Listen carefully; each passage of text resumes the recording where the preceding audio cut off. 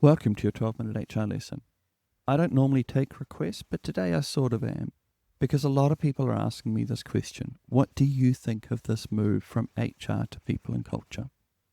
The short answer is I don't have an answer, but I do have things that I want you to think about so that you can understand, is this a revolution? Is this evolution? Or is this just hype? So let's go.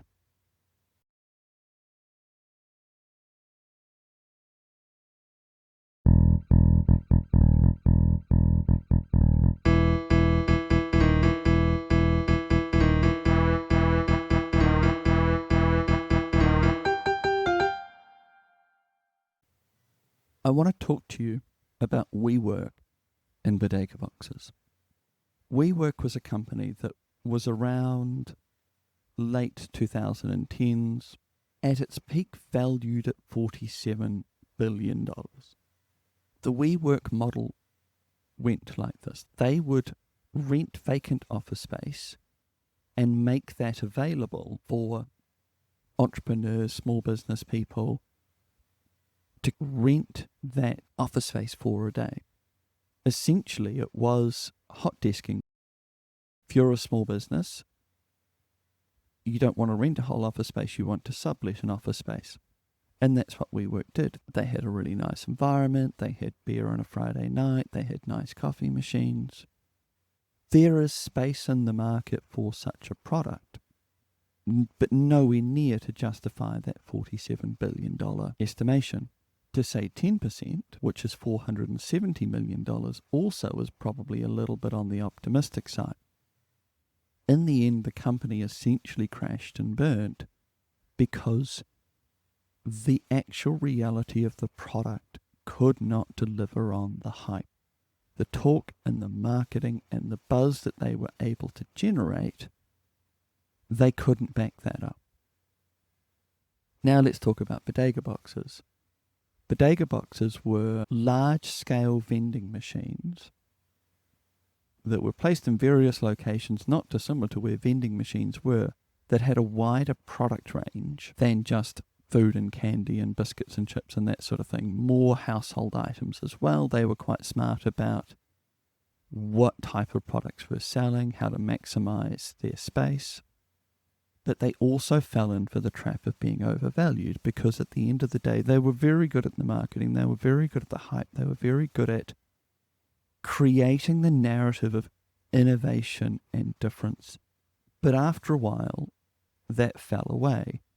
And the question people were able to ask is, what really is the difference between your large vending machine and a regular size vending machine other than the fact that it's a bit bigger? If we keep pulling on this thread, we'll get to the Theranos story, which is quite different. We're essentially very good hype, very good marketing, but at the end, they couldn't even deliver the product that they promised that they could. They tried to fake it till they make it, and they could never make it because the science was never going to get them there. So now I want to talk to you about Gartner's hype cycle. I'm both an academic and a practitioner. So if I want to know something, I've got to go back to the literature. What do we know? What does science tell us about what's going on here? Perhaps the most useful model is Gartner's hype cycle. Essentially, it draws a curve of expectations and reality. It identifies that there's a 5-stage process. What we get is a new technology or new idea, and it gains a bit of traction. It resonates. It captures imagination. We're sort of at the prototype stage or at the theoretical, but the idea is exciting and it's innovating. Then we move into this peak of inflated expectations. Now the idea evolves into a story. Now it grows legs. Now people start talking about it. People want to be new and they want to be innovative and they want to be clever and they want to be unique. This can be exactly what people need to push themselves out into new and exciting ways and not just repeat the old formulas. What you get is a bit of a bandwagon. Now you get a little bit of everybody wants to jump on board the new hotness. And there's so many examples I can give you, examples of Bodega Boxes, of WeWork, of NFTs, of cryptocurrency, of Fire Festival, and so many other examples that I could probably fill up 12 minutes without even getting to Trump, where the sizzle is more than the sausage, where the hype and the story and the narrative vastly outweighs the true reality. What we are promised is revolution, but revolution doesn't come. After a while, people start to realize it's not coming. We have been overpromised and underdelivered. We get into the trough of disillusionment. The reality sets in. Things aren't that different. Things are pretty much the same. This new technology that we thought was going to change everything isn't getting there, and we get that hype crash. But after our trough of disillusionment, now we move into the space where, okay, well, there were still some actual things that were delivered. There were some actual practical realities. We are better off than we were before. So let's swing into part 3. Let's hit some rubber to this road. Let's get some runs on the board. Let's answer the damn question. People and culture, or HR. Are we in the middle of a revolution? Are we in an evolution? Or is this just Theranos? Is this all hype, no substance? I don't know the answer to that. Let me be upfront. You can turn off now if that's what you wanted to know. If you needed an answer, then I can't give it to you. But that is the question. We live in a world now where hype and perception is so exaggerated, so loud, there's so much noise that it's hard to know what's the actual truth to it. Is there actually a difference between people and culture and HR? The reason why I can't answer that is because your mileage will vary. What you think it is will be different. I'm sure there's some very large corporates out there that have done that rebrand, who have focused on that restructure, who have said, right, no, it is not just cosmetic. We are doing things differently. And they're very large companies and probably know more about what they're intending to do than I do. But on the other hand, a different company could have a totally different approach. Each individual could have a different mindset. We could be in this emperor's new clothes situation where everybody thinks that they're talking about the same thing, but not necessarily. They've all got their own perceptions as to what this means and how it's different. And we see this all the time with hype. It's highly obfuscating. It allows you to fill in the gaps as what you think it is and insert your hopes and dreams here. But if everybody inserts their hopes and dreams, we don't necessarily know if we're all talking about the same thing. So I don't know what people mean when they say people in culture. I can make 3 key observations. We've been down this path before. We've evolved from personnel management to HRM. And the question was discussed there for a longest period of time. Is this really a change, or is this just a relabeling? Are we actually doing things differently, or are we just putting a nicer label on something because personnel management sounds so 1970s? To create a little bit of a straw man, I put it into ChatGPT. What is the difference between HRM and people and culture? And it gave me an answer. Then I said, what's the difference between personnel management and HRM? And it essentially gave me exactly the same answer as before. The question is, are we seeing a revolution? I'd say it's very unlikely. Are we seeing an evolution? Well, maybe. But I can't see where specifically that is.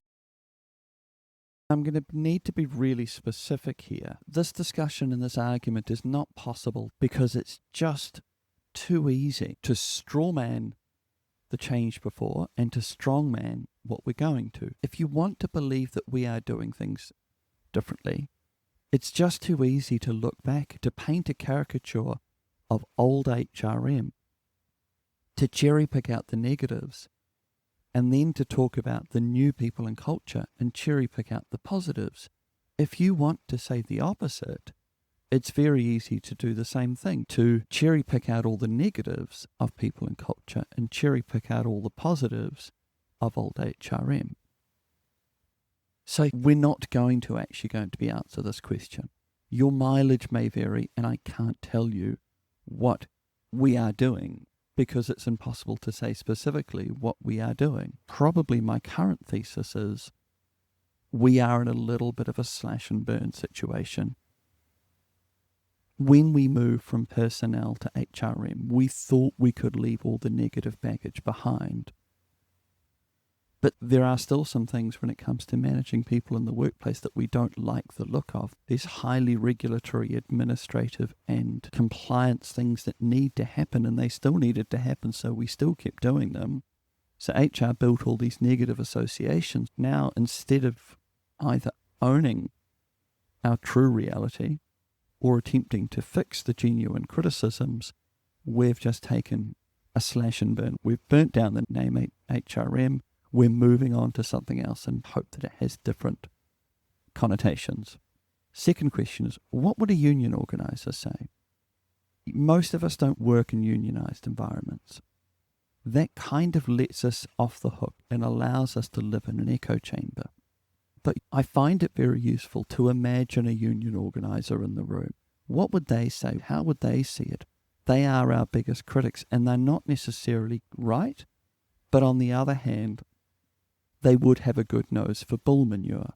Would they see this rebranding as anything other than just superficial?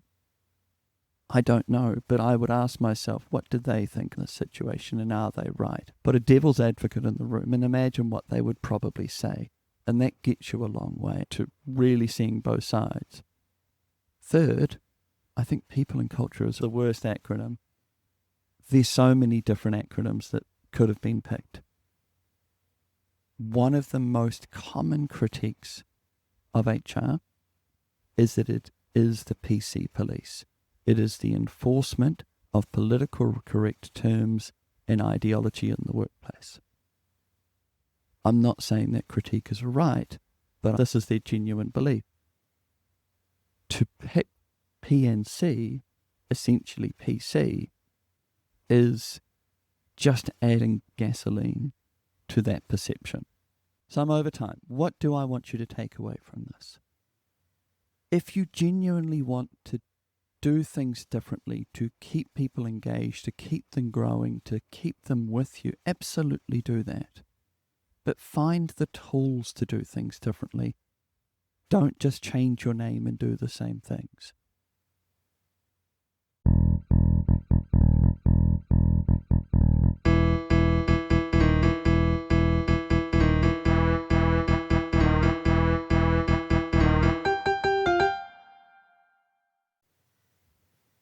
My apologies for going over time on that one.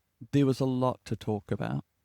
There was a lot to be careful about because I don't know how you see these things. And you and I, if we are on the same page, there's a pretty good chance that was purely by accident. So much of the time when it comes to slogans and narratives and broad vague concepts, if we're not on the same page, then we're not really talking. So I do have to be careful with that. I might be talking horses, you might be thinking zebras. Hopefully that gave you something to think about. Hopefully it didn't tell you what the answer is, but it helped you look at the question with a more thorough and nuanced lens. But as always, thank you for listening. Please check us out at pragmatichrm.nz. If you want to talk to us, if you want to talk to me, if you want to get us in just to chat through some of these big picture ideas that you're struggling with, get in contact with us. We're happy to help. pragmatichrm.nz.